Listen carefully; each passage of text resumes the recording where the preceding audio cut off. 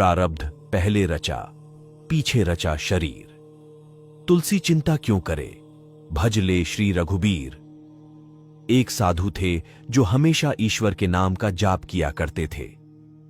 बुजुर्ग होने के कारण जब भी गुरुजी को शौच, स्नान आदि के लिए जाना होता था, वे अपने शिष्यों को आवाज लगाते थे और शिष्य ले जाते थे।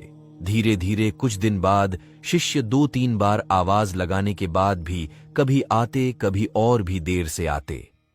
एक दिन रात को निवृत्त होने के लिए जैसे ही गुरुजी आवाज लगाते हैं, तुरंत एक बालक आता है और बड़े ही कोमल स्पर्श के साथ गुरुजी को निवृत्त करवाकर बिस्तर पर लेटा जाता है। अब ये रोज का नियम हो गया।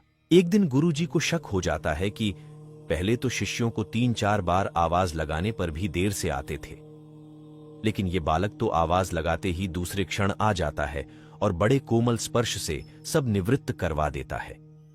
एक दिन गुरुजी उस बालक का हाथ पकड़ लेते हैं और पूछते कि सच बता, तू कौन है? मेरे शिष्य तो ऐसे नहीं हैं। बालक के रूप में ईश्वर ने साधु को अपना वास्तविक रूप दिखाया। साधु रोते हुए कहते हैं, हे प्रभु, आप स्वयं मेरे निवृत्ति के कार्य कर रहे हैं। यदि आप मुझसे इतने प्रसन्न हो तो मुझे इस कष्ट से मुक्ति ही दे दो ना। प्रभु कहते हैं, प्रत्येक व्यक्ति को उसके कर्मों के अनुसार जीवन मिलता है और वह अपने कर्मों का फल भोगता रहता है। यही कर्म फल का सिद्धांत है। प्रारब्ध का अर्थ ही है कि पूर्व जन्म अथवा पूर्व काल में किए हुए अच्छे और बुरे कर्म जिसका वर्तमान में फल भोगा जा रहा हो। साधु कहते हैं कि क्या मेरे प्रारब्ध आपकी कृपा से भी बड़े हैं? क्या आपकी कृपा मेरे प्रारब्ध नहीं काट सकती है? ईश्वर कहते हैं, प्रारब्ध 3 तरह के होते हैं। मंद प्रारब्ध मेरा नाम जपने से कट जाते हैं।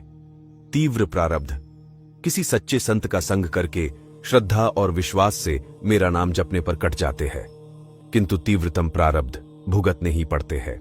प्रभु कहते हैं कि मेरी कृपा सर्वोपरि है। ये अवश्य आपके प्रारब्ध काट सकती है, लेकिन फिर अगले जन्म में आपको ये प्रारब्ध भुगतने फिर से आना होगा। यही कर्म नियम है। लेकिन जो हर समय श्रद्धा और विश्वास से मुझे जपते हैं, उनके प्रारब्ध मैं स्वयं साथ रहकर कटवाता हूं और तीव्रता का एहसास नहीं होने देता हूं।